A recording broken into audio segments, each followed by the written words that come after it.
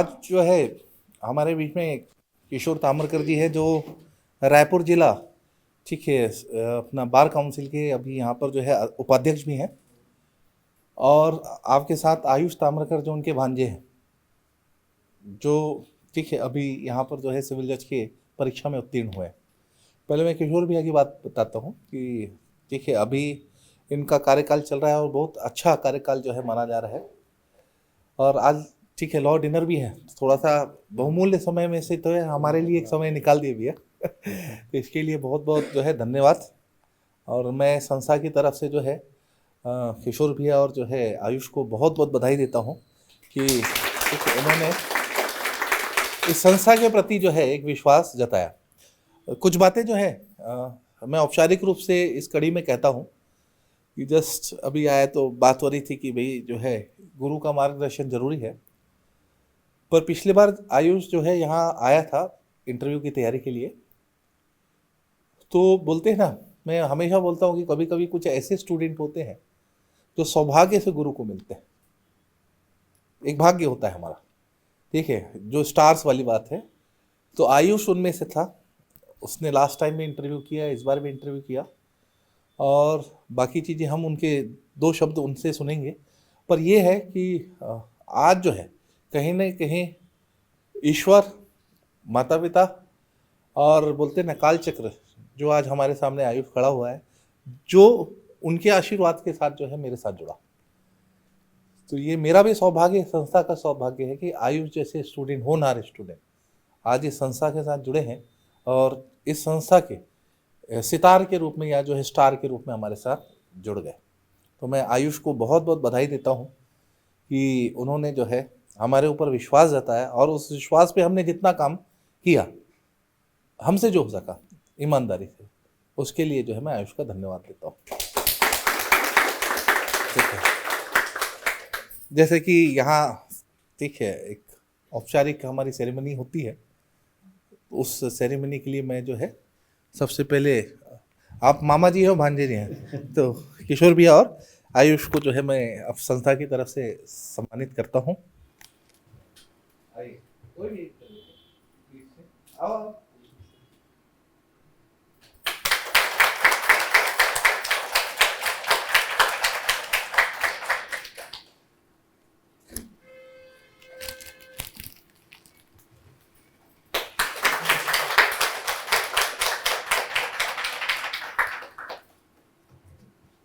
आप बोलेंगे भैया? ये लीजिए, मैं बैठता हूँ, फिर आयुष से भी दो सर।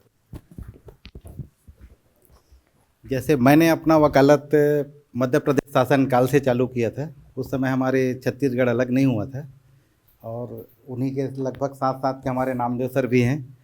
तो उस ज़माने में सिविल जज बनना एक सपना का बराबर होता था, और ज़्यादातर मेरी जानकारी में जो मुख्य कोचिंग सेंटर थे वो इंदौर में रहा करते थे, और ख़ास करके वहाँ कोई गरीब बच्चों को जाने का कोई ऐसा कोई साधन नहीं था कि वो जाके वहाँ कोचिंग कर सके। मैंने नामदेव सर को क्लास चालू करने से लेके आज यहाँ तक पहुँचते हुए देखा है, और इनका जो सेवा भाव है और हर वर्ग को लेके जो साथ चलते हैं और मुकाम तक पहुँचा के फिर वो अपना दम लेते हैं जैसे कि मेरे भांजा जो हैं, हालांकि उनका बड़प्पन है कि बोले कि वो गुरु को सौभाग्य से मिले हैं। मेरा ऐसा मानना नहीं है, गुरु गुरु होता है हमेशा, है ना, और हमेशा मार्गदर्शन लेते रहा है आयुष इनसे। और इनके साथ साथ आपके इनके साथी हैं जैसे लोकेश मिश्रा जी हैं और अभिनव अग्रवाल जी हैं, ये सब सारे सहयोग करते रहे हैं। तो इसलिए मैं नामदेव सर का बहुत दिल से धन्यवाद दूंगा, और आप सबको बहुत बहुत शुभकामनाएँ। ठीक। आयुष, बच्चों को तुम्हारे पास वाले जूनियर है, क्या गाइड करोगे? फर्स्ट ऑफ ऑल मैं अपने पेरेंट्स को थैंक यू बोलूँगा, मेरे जितने भी गुरु हैं, क्योंकि मैं कोई बच्चा बनता है या मैं भी वहाँ रहता था पीछे, तो मेरे बहुत सारे पार्ट है। हर एक कोई फ्रेंड रहता है, पढ़ाई में अच्छा नहीं रहता पर आउटसाइड बहुत सहयोग करता है। बहुत सारे गुरु रहते हैं, जैसे मेरे मामा है। तो मेरा स्टोरी ऐसा चालू हुआ था लॉ में कि 12th हुआ तो मुंगेली में ज़्यादा कुछ रिसोर्स नहीं होता था। हम लोग को दो चीज़ पता था, एक IIT होता है, एक CGPMT होता था डॉक्टर बनने के लिए। 2 चीज़ था, लॉ तो नहीं सुनते थे हम लोग, मामा को देखते थे, और फिर मैं ड्रॉप ले लिया था IIT करूँगा करके। फिर रायपुर आया तो देखा बहुत चीज़ें होती है करने के लिए। फिर मामा से मैं यहीं रहा, तो मामा के साथ रहा तो मैं लॉ को देखा पास से, लॉ कैसा था। मुझे लगा मेरी पर्सनालिटी को लॉ सूट करेगा। भेड़ चाल जैसे उस समय सब इंजीनियरिंग करें या नीट करें, तो मैं बोला मैं कुछ अलग करूँगा। तो फिर मैंने लॉ किया। तो मेरे फादर नहीं माने थे। मेरे को याद है जीजू का ना 4 जुलाई और 5 जुलाई को काउंसलिंग था मेरा, दोनों में सिलेक्शन था, BSc कंप्यूटर साइंस में और लॉ में। तो मेरे फादर बोले कि, और ये रियलिटी भी है कि एडवोकेसी में बहुत समय लगता है, बहुत ज़्यादा समय लगता है। तो वो देखते थे, वो अपने सिंसियरिटी के हिसाब से बोलते थे कि बच्चे का भविष्य अच्छा हो। तो बोलते थे कि लॉ में बहुत टफ होगा, नहीं होगा, तू मत कर, तू PSc कर, या कुछ भी नॉर्मल ग्रेजुएशन करके PSc कर ले। तो मैं बोला नहीं, मैं करूँगा, करके दिखाऊँगा। मैंने खुद किया, 4 तारीख को एडमिशन कराया। फिर जर्नी चालू हुई, जीजू में भी बहुत अच्छा एटमॉस्फेयर मिला। मैं पढ़ाई के साथ मैं अदर एक्टिविटीज़ में भी लगा था, इन्वॉल्व रहा, सिर्फ पढ़ाई, क्योंकि मेरा मन था कि ओवरऑल डेवलपमेंट हो, कि रट्टू पढ़ाई से तो मुझे कुछ नहीं लगता कि हम समाज को नहीं पढ़े तो फिर कार्य नहीं कर सकते। बुक तो कोई भी पढ़ लेता है, पर जब हमारे सामने आएगा तो हम लोग का डिस्क्रिप्शन बहुत काम आता है, किसी से भी बात करने का तरीका हो या किसी को, क्योंकि लोग ही तो आएंगे हमारे सामने, बुक तो नहीं आने वाला। तो मैं इस पर बहुत काम करता था। NSS में मैंने काम किया, मैंने सॉफ्टबॉल बेसबॉल प्लेयर हूँ, तो मैं उसमें भी खेलता रहा लगातार। मैं रिसेंटली भी खेला था, अभी इंटरव्यू के बाद एक टूर्नामेंट था, मैं वहाँ भी खेलने गया। तो ये सब बाद में आपको उसका बेनिफिट मिलता है। उसी का बेनिफिट से मुझे चांसलर गोल्ड मेडल मिला गुरु घासीदास का, जो विश्वविद्यालय के एक छात्र को मिलता है। और साथ में स्टडी चलता रहा, और बहुत सारे मिले। मेरे को कभी भी डाउट होता था, जैसे मैं मामा से पूछ लेता था, मामा के बहुत सारे और फ्रेंड्स उनसे पूछ लेता था। तो क्या होता है, किसी के ऐसे रहोगे तो भाचा तो हर जगह कुछ भी हो तो भाचा ऐसा हो ही जाता है। तो मतलब मैं रायपुर कोर्ट जाता था तो हर कोई भाचा ही बोलता था। तो मैं ऐसे सीखते गया, बहुत कुछ मामा से सीखा, आज भी बहुत सीखता हूँ। और कभी पढ़ाई तो ख़त्म हो गई नहीं, क्योंकि हम लोग तो अभी 15 एक्ट पढ़ रहे हैं ना, तो कोर्ट जाएंगे तो बहुत सारे एक्ट पढ़ना है, तो पढ़ाई चलते रहेगी, लाइफ चलते रहता है। फिर उसी बीच मेरा पढ़ाई का इंटरेस्ट था, तो मैंने प्री दिया। बीच बीच में मैंने कुछ कोचिंग ज्वाइन की, पर मेरा हमेशा से खुद से था कि पापा को दिखाना था कि लॉ भी अच्छा होता है, कुछ करना है तो करते गया। और मेरे को ब्रेक ही नहीं मिला। मैं 2022 में पास आउट हुआ, फिर प्री मेंस हो गया। मेंस का कुछ आइडिया नहीं था, तो मुझे पता नहीं, ट्रांसलेशन भी पड़ा तो होता है। हम लोग तो सोचते ट्रांसलेशन हो जाता है एक दिन में, तो उसी का था कि पिछले बार हो ही नहीं पाया। और अब बाकी तो भगवान की, ईश्वर की कृपा थी, जब होना रहेगा तो होगा ही। मैं थक गया था इस बार। मैं सर को बोला था इस बार कि मैं हो गया सर, अब मैं नहीं दूंगा, मैं इससे ज़्यादा पढ़ूंगा या होगा तो मैं मेंटल हो जाऊंगा, क्योंकि मैं लोगों के बीच रहने वाला आदमी था। तो मैं अकेले रूम में बैठ के थक गया था। और बहुत सी अच्छी फील्ड होती है, एडवोकेसी भी अच्छी होती है, सब है कि मेन है आप लाइफ कैसे एंड करना चाहते हो। मैं जैसे, मेरा एक बिलीव है कि डेथ तो सर्टेन है, मरना तो तय है, उससे पहले मैं जीवन कैसा जीना चाह रहा हूँ। हर कोई अच्छा काम करता है अपने स्तर पे, उसके लिए मैं क्या कंट्रीब्यूट कर सकता हूँ सोसाइटी को। तो मैं लॉ चुना था। तो लॉ में सबसे अच्छा मुझे एक प्लेटफॉर्म लगा जुडिशरी, जहाँ मैं सच कर सकता हूँ कि दबाव में काम करने का आदत है भी नहीं, तो बाकी नौकरी तो होता ही नहीं इससे। नहीं तो मैं एडवोकेसी, क्योंकि शुरू से घर में एडवोकेसी देखे है, तो दबाव वाला तो सुनते ही नहीं, क्योंकि हर एक तो इंडिविजुअल है। वो कलेक्टर भी होंगे तो भी आदमी है। पर जैसे मैं, एक एक्सपीरियंस है, मैं मुंगेली में था, तो मेरा भाई खिलाड़ी है सर, तो उसका इंटरनेशनल हुआ था, तो फंडिंग नहीं मिलती थी, तो 1.5 लाख रुपए कुछ लग रहा था, और कोरोना था, तो घर में फाइनेंशियल कंडीशन अच्छी नहीं थी। तो मैं गया था कलेक्टर से मिलने। मैं सुबह 7:30 बजे से 8 बजे से पहुंचा, वो रात के 8 बज गया, मिला ही नहीं वो। मैं बोला मैं बनूंगा कभी ना, तो ऐसा नहीं करूंगा कि किसी से, क्योंकि मेरे को ये भी पता था वो कुछ करेंगे नहीं, पर होता है ना, एक बार मिल लेते कुछ तो हो जाता। तो कभी मेरा ये है कि जितना सोसाइटी को सर्व कर सको, कि मैं ये तो अभी भी बोल रहा हूँ, पता नहीं आगे स्टैंड भी रहेगा, कि बात तो सबसे अच्छा करो।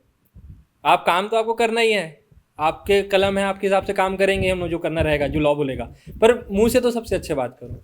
कि आपसे कोर्ट से जाए, भले वो लॉ में सर गलत था, पर वो आदमी अच्छा है। एट दी एंड मरने के बाद यही बोलेगा आदमी। क्योंकि एक स्टोरी थी, हम लोग NSS में NIC गए थे, एंटी रेसिज्म कैंप, वहाँ एक स्पीकर आए थे, तो बोलते थे कि जीवन ऐसी होनी चाहिए जैसे गांधी जी थे या चंद्रशेखर जी थे या बहुत जो और जो फ्रीडम फाइटर थे। तो हम लोग गिनती से 50 लोग का नाम याद करते हैं 1950 में। जनसंख्या तो 50 करोड़ थी उस समय भी, बाकी लोग कहाँ है, कोई याद करता है। तो जीवन, मेरा तो पर्पस है कुछ अच्छा बनाना है जीवन में, मतलब मरने से पहले 10, 15, 20 आदमी का कुछ अच्छा करूं, कि उसके बातों में जिंदा रहूं मैं मरने के बाद भी। तो मेरा ये इच्छा है। Thank you. और बाकी एक ही कोट लाइन था इतने दिन से, hard work beat talent when talent don't work hard. तो मतलब हम लोग स्पोर्ट्स में देखते थे कि जैसे मैं भी कोचिंग देता था स्पोर्ट्स में, तो देखता हूँ एक बच्चे को मैं सिखाता हूँ, एक ही बार बताऊंगा सर वो खुद ही से सीख जाता है, एक को 10 बार बताओ तो टैलेंट तो बच्चे में ही रहेगा।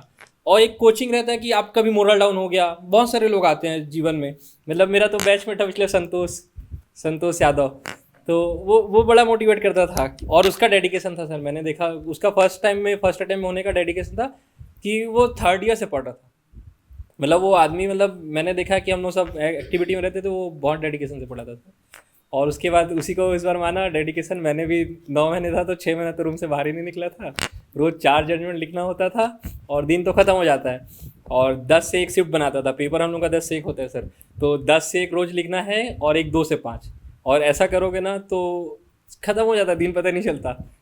पर इतना एक्सेसिव मत करना लोगों से मिलना, बाकी तो पता है क्योंकि थोड़ा सा दिक्कत होता है अगर लगातार नहीं मिलोगे तो। बाकी ईश्वर की इच्छा और अपने माता पिता का रहता है जो भी है।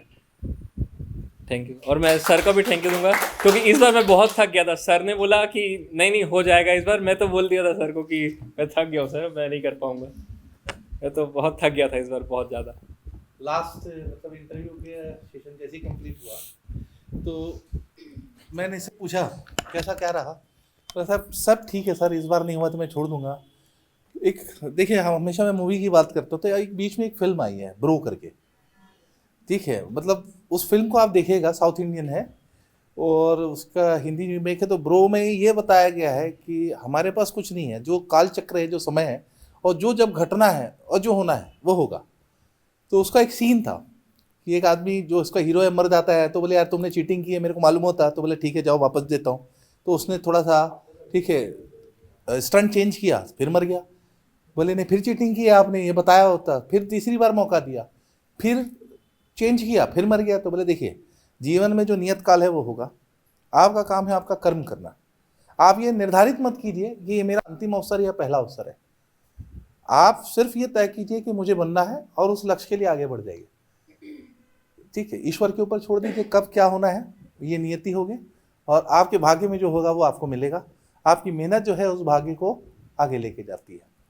तो मैं, चूँकि समय अभाव है, 2 फोन आ गए हैं और उपाध्यक्ष साहब का होना बहुत ज़रूरी है आज के कार्यक्रम में। हाँ, लॉ डिनर है, ठीक है। और आप ठीक है, सपरिवार आमंत्रित हैं परसों, आप लोग आइए, तब बच्चे आपसे खुल के बात कर पाएंगे और अच्छे से। तो इस संस्था की तरफ से आयुष को उनके उज्जवल भविष्य के लिए बहुत बहुत शुभकामनाएं। और ठीक है, मैं चाहता हूँ और हमेशा एक गुरु चाहता है कि एक स्टूडेंट का नाम जो है उसके कार्य या उसके कर्मों से जाना जाता है। तो भविष्य में मैं हर स्टूडेंट को कहता हूँ कि एक समय ऐसा है जब मैं ये बता सकूँ कि ये जजमेंट जो है आयुष ताम्रकर ने लिखा है और ये जजमेंट सुप्रीम कोर्ट तक गया है और इसको सुप्रीम कोर्ट ने भी जो है पलटने की हिम्मत नहीं की है। तो ऐसा ठीक है एक अच्छा भविष्य की जो है मैं आयुष के लिए कामना करता हूँ। इस संस्था की तरफ से बहुत बहुत बधाई है।